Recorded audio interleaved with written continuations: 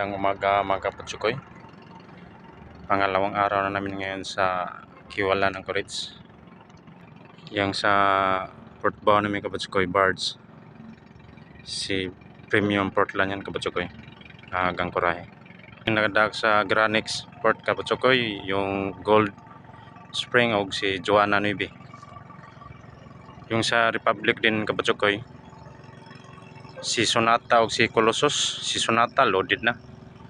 Yung nagang Coraje dumating kagabi si Symphony. Sa Pilmico nakada kapatsukoy si Anika TV. Mayroon din ang Coraje dumating kagabi harap ng Pilmico, isang Abiga at saka isang Seaport. Okay naman yung panahon kapatsukoy, malinaw yung dagat at saka kalmado yung hangin. Kahapon kapatsukoy nakadak na yung Joanna Nuibi sa Granix Port.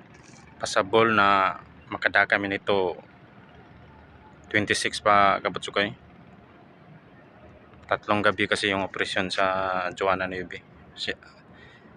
Tsaka matapos sila. Shoutout ko sa lahat ng barko dito sa Kiwalan. God bless sa lahat.